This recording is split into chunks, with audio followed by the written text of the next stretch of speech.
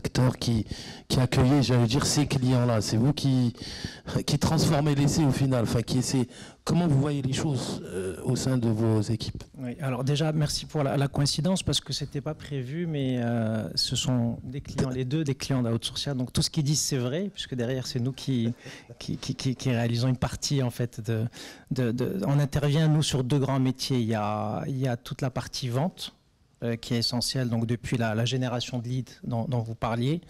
Et le marketing dans le secteur automobile a beaucoup évolué ces dernières années, puisqu'on était plus dans une approche de travailler sur la notoriété et mettre en avant les marques. Aujourd'hui, on cherche des leads et avec une logique héroïste de plus en plus poussée, puisqu'on ne veut pas uniquement se faire plaisir avec des enquêtes sur sa présence et sa notoriété, mais réellement voir en quoi on est capable de générer des opportunités et de les transformer au mieux. Donc nous, on intervient déjà sur la partie transformation qui est essentielle, puisque une fois qu'on fait des actions pour accroître sa notoriété, et que ce soit en ligne ou dans les réseaux traditionnels, il faut être très réactif. Et parce qu'on a vu, et toutes les enquêtes ont montré que si on ne réagit pas dans les heures qui suivent, on peut perdre le client. Voilà. Donc il y a déjà une part très importante. Je sais que c'est fondamental. Donc bien entendu, on est aidé par de nombreux outils. Ça, c'est mon ami qui en parlera. Parce que c'est clair qu'on fait beaucoup plus de choses aujourd'hui grâce aux technologies, notamment de personnalisation de masse. Et ça, c'est quelque chose qui est fondamental dans un acte d'achat. Une des révolutions, et vous en parlerez mieux que moi, c'est les configurateurs. Puisque là, vraiment, on arrive à s'imaginer dans sa voiture avec la moindre option, le moindre détail. Même en VR. Et ça, c'est une vraie expérience de réalité augmentée. Tout à fait. Et ça donne envie d'acheter parce qu'on se projette. On se projette. Tout à fait. Et ça, on ne peut pas l'avoir en concession. Puisque voilà, on va avoir quelques couleurs, et d'ailleurs même quand on se rend en concession, moi j'ai fait l'expérience à Paris, dès qu'on commence à poser un peu trop de questions, ils vous disent écoutez, allez sur internet, ça va être beaucoup plus précis, vous allez avoir toutes les réponses, les moindres options, tout est bien expliqué. À la limite, ils commencent à reconnaître que la machine, ce type de machine peut mieux faire le travail. Et donc nous, on intervient donc sur cette première partie d'accompagnement, parce que quand il n'y a pas de contact physique, il faut qu'il puisse y avoir un contact à distance, parce que malgré tout, il y a des questions à poser. Et même si le client, le prospect ne prend pas l'initiative de contacter la marque, c'est toujours très, très apprécié de recevoir un appel, même si on ne l'a pas demandé, après avoir fait une configuration, puisque là, on re-rentre dans la vraie vie avec un contact et une chaleur qui est importante pour répondre à certaines questions, pour apporter des compléments d'informations, pour donner des conseils en disant « vous avez choisi telle chose, mais on voit que ça fonctionne mieux avec telle... » Et donc là, il y a un apport de valeur qui est important. Et puis après, on doit suivre le lead jusqu'à sa transformation. Et ça, nous, on est un des outils qui est utilisé par les marques. Mais bien entendu, ça se fait en totale concertation avec les équipes en interne et les commerciaux qui, eux, vont faire la transformation. D'accord. Parce que jusqu'à présent, mis à part Mercedes qui a initié donc, la vente en ligne de A à Z, la réalité, c'est qu'aujourd'hui, dans l'écrasante majorité, ça va être, enfin en tout cas au Maroc, ça va être tout le processus amont, mais la transformation finale se fait par un vrai commercial comme ça se faisait.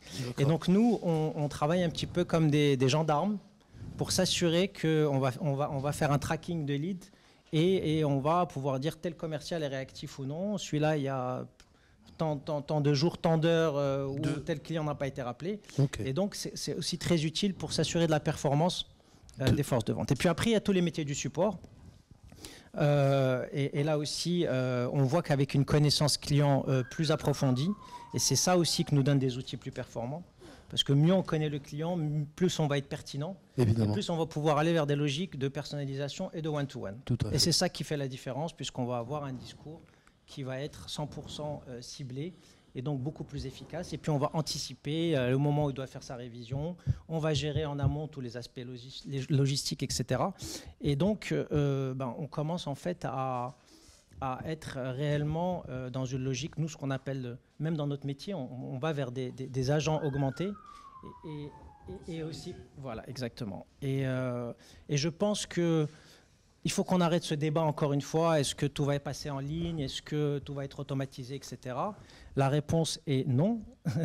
Même si c'était le thème de votre précédente conférence, la réalité, c'est qu'on va prendre le meilleur des deux et que dans la vente, on va être vers du digital, dans du support, ça va être le cas aussi. Et surtout, les clients, il faut pouvoir tout leur proposer et rien leur imposer. Oui, surtout que ça, c'est essentiel. Je pense que malgré tout, pas tous les clients vont vers le digital. Enfin, la majorité, c'est peut-être pas, on est loin d'avoir la majorité écrasante qui vont vers le digital. Je ne pense pas. C'est Ibn Abdou. J'aimerais bien. Après, il y a certaines marques qui l'ont imposé. Et ce qui est intéressant de voir, c'est que c'est souvent avec l'arrivée des véhicules électriques qu'on est passé à la vente électronique. Mais pour le moment, le véhicule électrique est toujours destiné à une certaine, entre guillemets, une certaine élite. On l'a pas encore totalement démocratisé. Mais ça tombe bien parce que c'est les plus avancés, les plus techniques. C'est eux les précurseurs. Je suis totalement d'accord. Justement, c'est Ibn Abdou. J'aimerais bien un peu discuter justement des logiciels et des choses qui peuvent attirer encore plus ou qui peuvent aller vers cette personnalisation dont on parle. Tout d'abord, merci de m'avoir invité à cette table ronde et c'est un vrai bonheur de passer après ces messieurs parce qu'au final, ils ont un peu tout résumé plutôt en adressant le sujet autrement que par le sujet technologique. Votre question, elle est sur les outils, elle est sur l'IT. Voilà, l'IT, comment on pourrait développer davantage, comment on pourrait faciliter davantage l'usage pour eux du digital et pour évidemment le client aussi. Alors je vais répondre à votre question, mais avant, je tiens à attirer l'attention sur au final l'importance de cette notion de parcours, de la notion d'utilisateur, de client et au final de sa façon de consommer, sa façon de se projeter, sa façon de se renseigner, puis après de s'engager petit à petit dans un tunnel de conversion qui va amener jusqu'à l'acte d'achat, puis après une relation qui va se nouer, se créer avec la marque et qui va durer dans le temps. Et la technologie est au service de ces sujets-là, et c'est avant tout un sujet d'usage. Donc la technologie, elle doit être avant tout, elle va venir en support de l'usage. On a parlé du cas de Mercedes qui va jusqu'au bout en termes de digitalisation en rajoutant la brique hyper audacieuse. Je suis vraiment curieux d'entendre les chiffres. Mais je pense que c'est une initiative globale à Worldwide, je pense aussi.